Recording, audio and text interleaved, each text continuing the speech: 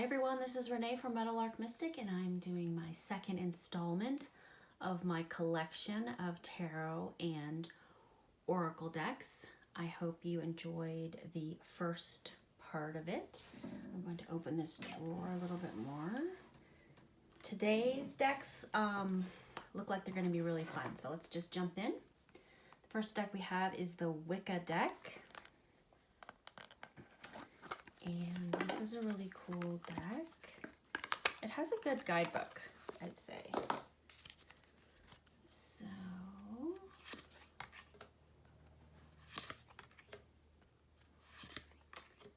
and I really like the art. This is one of my favorite cards. This is on the box. This is a really fun deck to work with.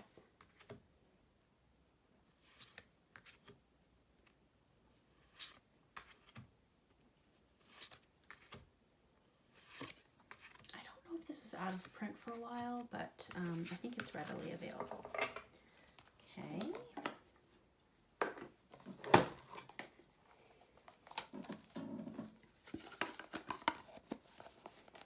So then I do remember when I used to watch these videos, sometimes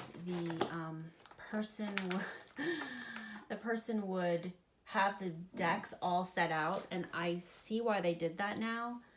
But I also know that that would be a huge mess. Okay, the next deck is Madame and Dora's fortune cards.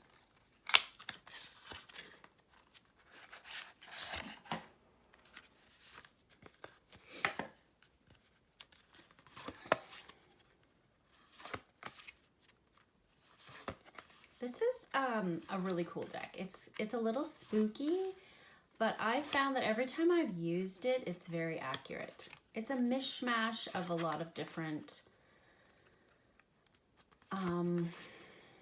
traditions. So, just have to know that going in. It's got a title and then kind of a thing at the bottom. And I edged it. So, there's that. Yeah, I did appreciate how when I was done with the video last time, everything was still cleaned up. The next deck is Andala Oracle by Hayda Koppany. And I believe this deck is from the Netherlands. This is an unusual one. I saw this on Lisa. Caradwin's Cauldron, I think, is the name of channel. It's a square deck, and it's just got these really cool kind of pastel mandalas.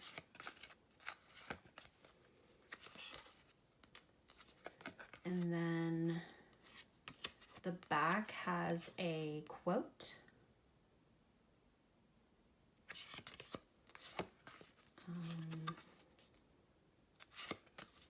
It looks really good with the Tarot de Paris, and it looks really good with the Shadowscapes, and it looks really good with, other pastel-y decks, maybe the Marshmallow Tarot.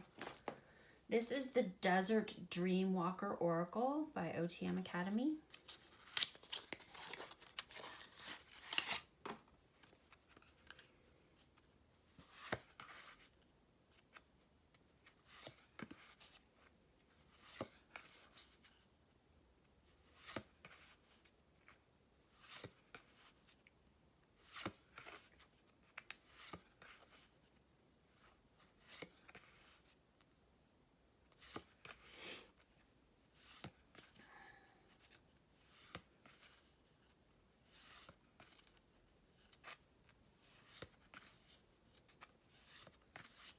Okay, that is the Desert Dreamwalker.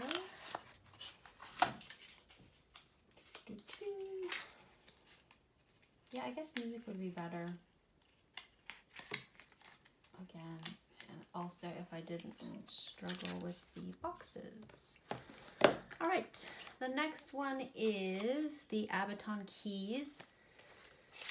The Abaton were kind of enclaves where you would go to have Healing Dreams in Greek.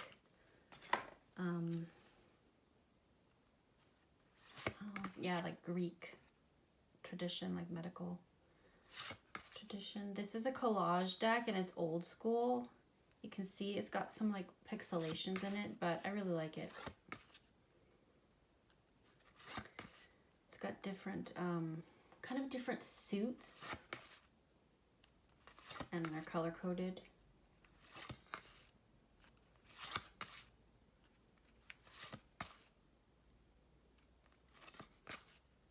Yeah, it's a really pretty deck. As long as you like collage, which I do.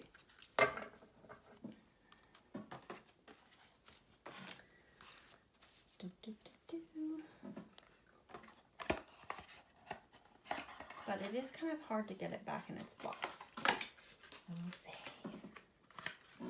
Okay, and my chair squeaks. I'm sorry.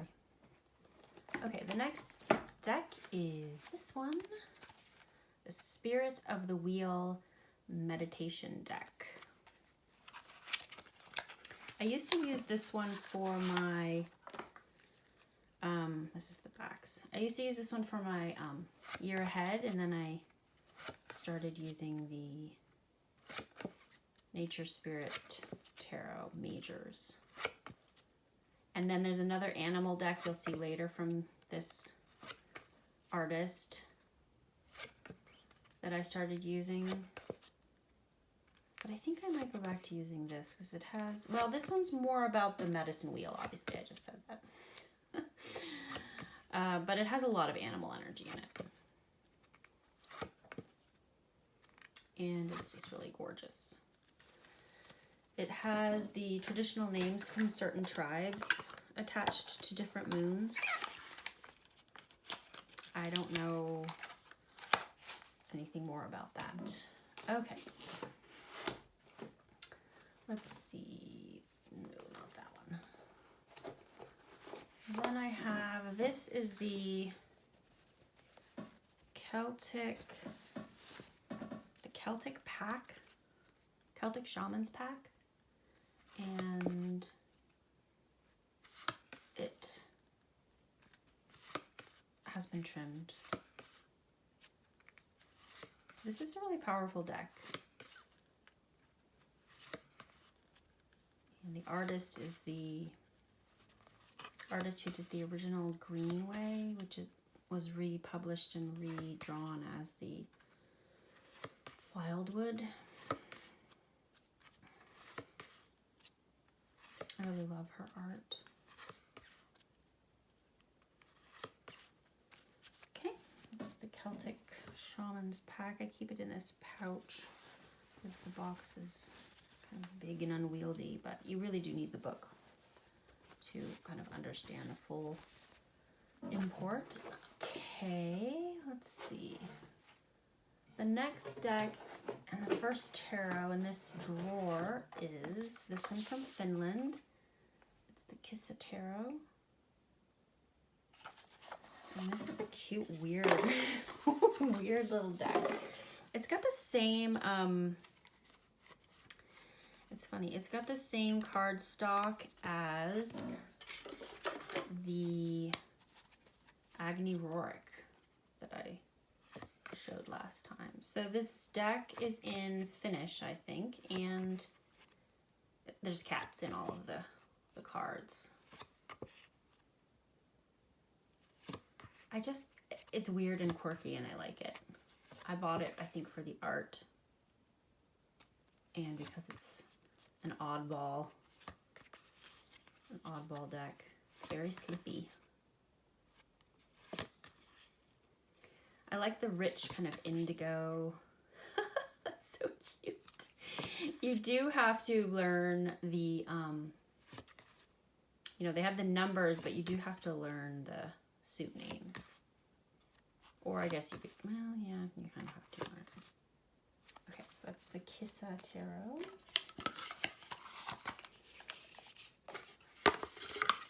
Oops. Put that on backwards. And then this one is also a quirky deck that I never hear anyone talk about but me, is the Stone Tarot. I have talked about it several times on my channel. She has a book of poetry that I bought that goes with this deck. I think these are all oil paintings. I just really, really appreciate. It really felt like she went on a journey when she did these cards. And I appreciate kind of seeing the whole journey in this deck. And I really love this deck. It's kind of pippy, but not really. This is a trimmed version. And I'm pretty sure, I think two or 3 years ago, she reached out to me and thanked me for showcasing her deck. I think it's still available. The next deck is, Tarot of the Crone. I don't know the status of this deck. I don't know if it's available or not, but it's an amazing deck. It's such a good deck. I can't speak highly enough of this deck. It's Ellen Lorenzi Prince. She just does amazing work. I think she has a new Greek goddesses deck that I saw, and I want to get it, but like I said, my storage is kind of reaching its max, and I don't know that I can kind of just buy as much as I want, because I find that, and this is just me personally, I find that when I get over a certain amount of decks, I don't use them or touch them, and that's fine, but I want to, so that's a problem. This is the Dark Goddess Tarot. This has now been released as a mass market, so this is the indie version. It's got super slippy cards, and I'm sure everyone has seen it, but the backs are different. And yeah, this is such a great deck. Ooh, all of her decks are so good, but yeah. So that is the Dark Goddess. I considered getting the mass market just to get the book. And then the other Ellen Lorenzi print deck I have is the Minoan Tarot. It's this one. And it's based on Minoan art, kind of a mysterious civilization. And I love the way she interpreted the culture and redrew some of the cards. Redrew some of these are usually from like mosaics that they found on the island of Gnosis, or pottery. There isn't a lot left, so a lot of it is kind of extrapolation, and I just really I very much enjoy the way she's filled in, she's used historical research and then filled in the blanks. And I really appreciate that a lot. It reminds me now also of the Shining Tribe Tarot. The next deck is the Majestic Earth. This deck is probably one of my most beautiful decks. And I know that some people don't like reading with this. Maybe because it's too beautiful. I don't really know, but I think it's a great reader, and I like her keywords. And yeah, it's gilded, and it's kind of the really beautiful, smooth cardstock. I will never get rid of this deck. But I don't want to get rid of any of my decks. Even the silly ones, like the Marseille Cat Tarot. I've gotten to the point where my decks have kind of become friends. I was talking to Candy about this, where books kind of become friends to me, and decks have kind of become friends. This is the Tarot JeanPierre Pan, 1713 by, who's this by? I can't remember who I got this from. Whoever I got this from, I don't think it's easy to get this deck anymore. So I'm glad that I have it. I like the faces a lot. I like the coloration, the deep blues.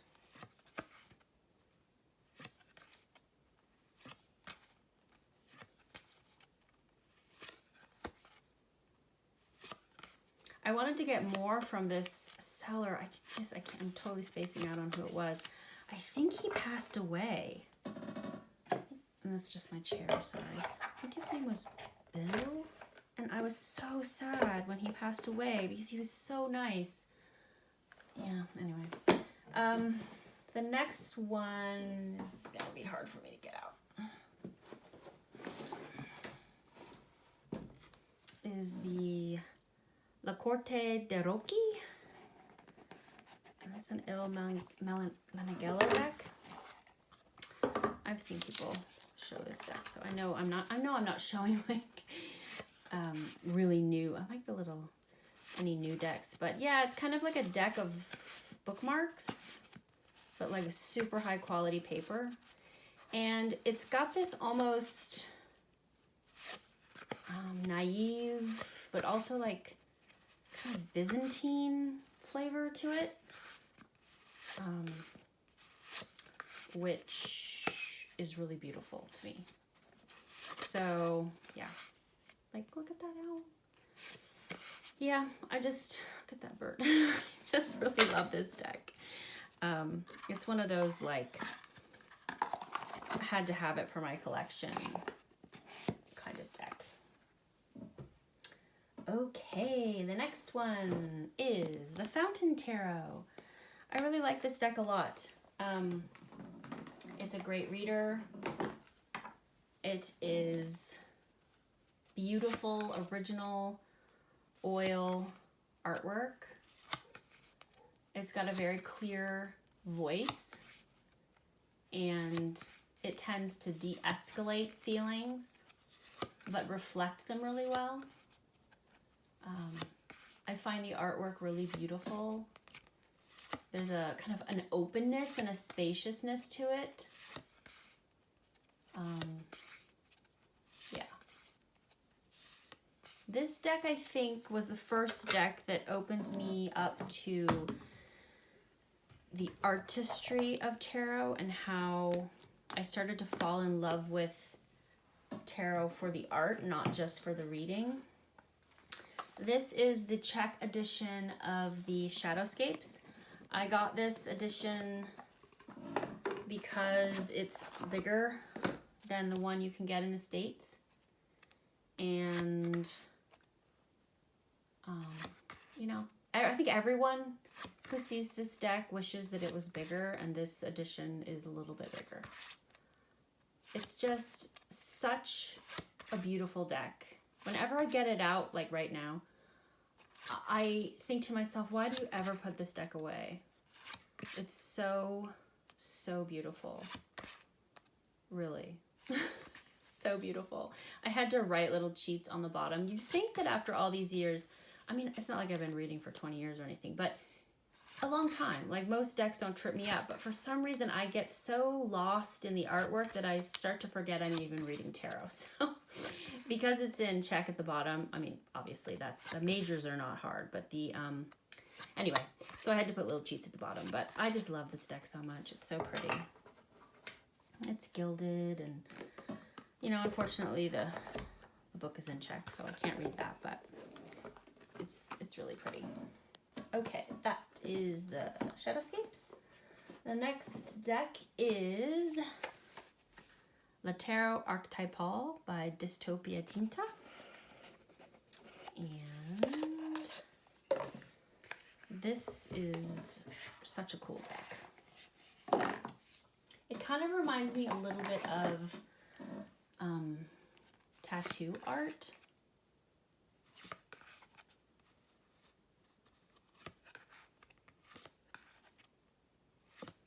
And yeah, I really love it. I'm not really into clowns per se, and yet I have two decks. This deck is kind of like mime or jester-ish, circus kind of energy to me. And then the Japarizzi also has kind of a lot of clowns or jesters in it, which, you know, like I said, I'm not a really big fan of, but I love that deck. And I love this deck, so I don't know. Sometimes you think that you know what you like, and then you come upon something and you're like, oh my gosh, I like that. So it's funny. Funny how we are. And I put that in wrong, but I'm just gonna leave it because I'm in a hurry. Okay, the next one is the beloved Sassorabito. I actually got this as a gift from someone who's no longer on TarotTube. And you know what's funny? If you're on TarotTube long enough, people kind of come in cycles. So the group of people that I came onto TarotTube with, most of them have,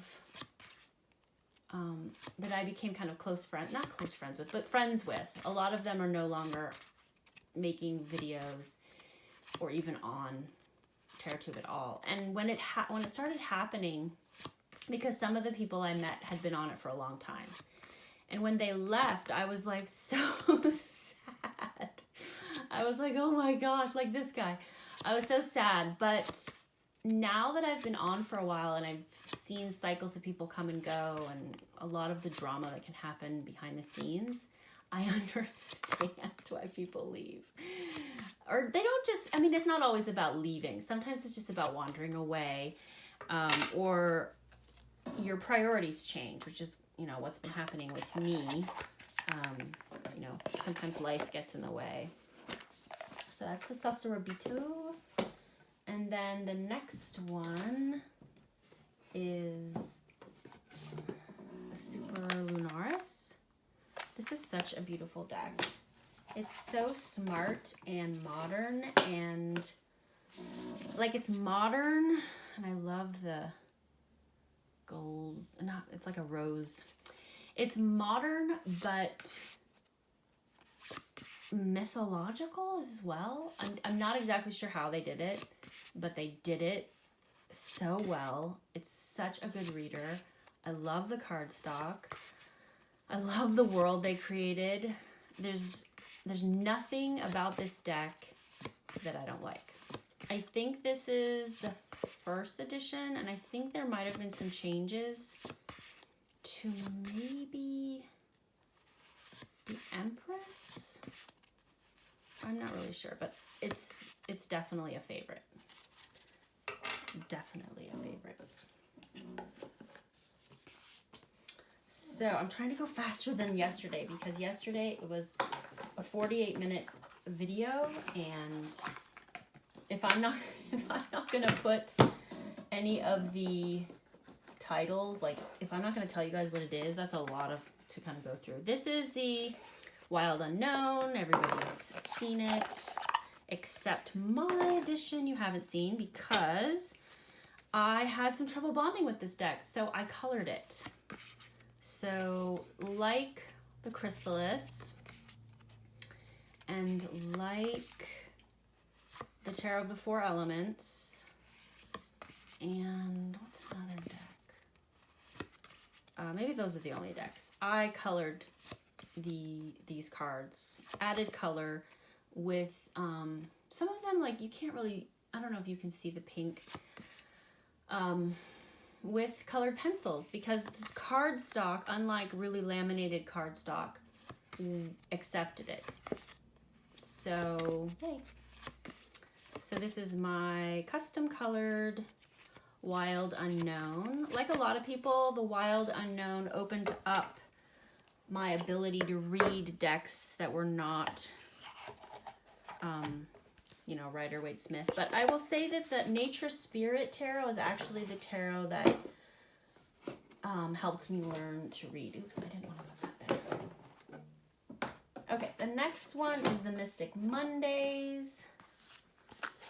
I'm back in the day when this came out, there was a lot of controversy. It was one of the first decks I saw that had kind of the holographic. I love this deck. It's a modern take, but still you understand where the images come from. I love how sparse it is. I really enjoy reading this deck for others. It makes people feel really engaged. And I have the Farben to Angle. It's a color oracle based on the colors from, oh shoot, I'm forgetting that deck.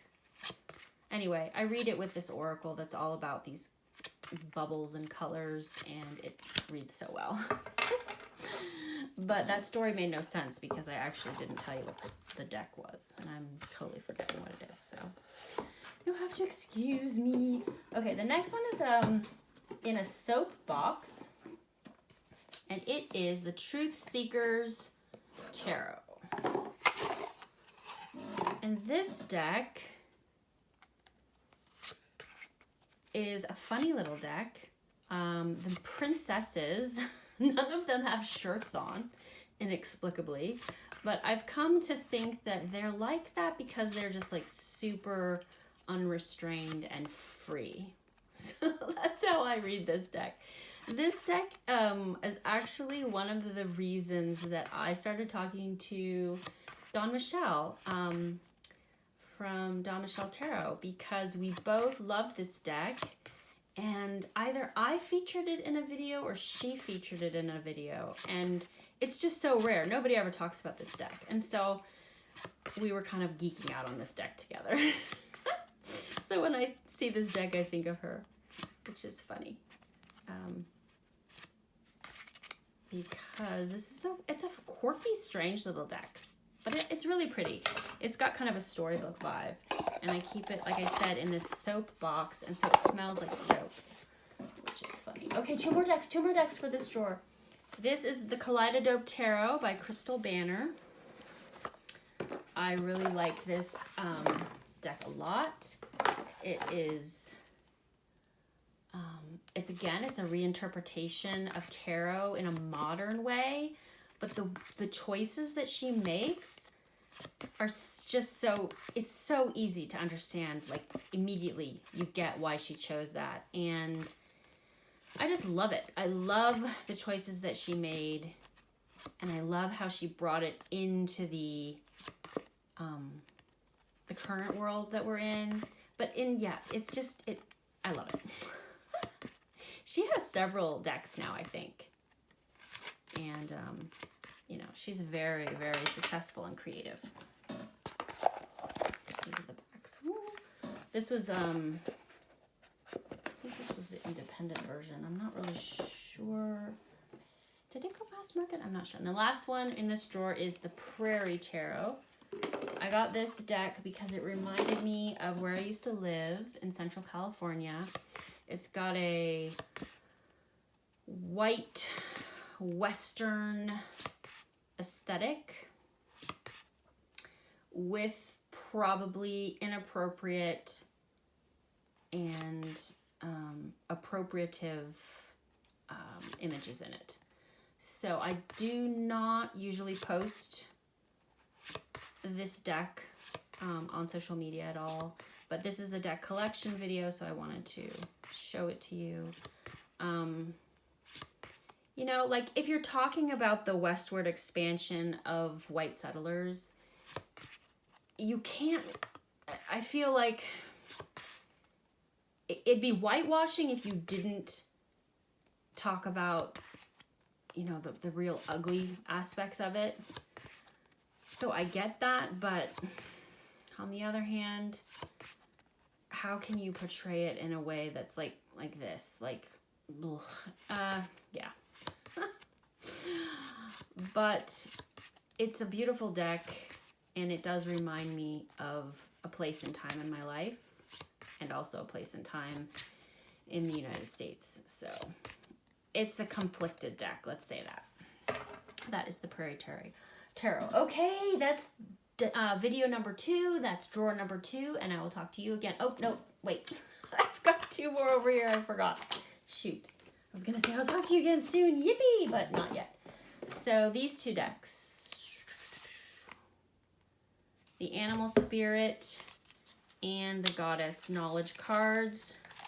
This is art by Susan Sedon-Boulay. Amazing, amazing, amazing art. Oops, this was featured in the video I did on my most beautiful decks. Her art is transformative and just so deep. That's the animal one, and then the goddess one is also very beautiful and deep. I have had these cards since 1999, and you can see they got a little banged up, but these are the cards that really connected me to the goddess in a way that felt real rather than I was just like pretending. And I think it's because of the art. Really beautiful. Okay, that will do it for drawer number 2. Thanks so much. Bye-bye.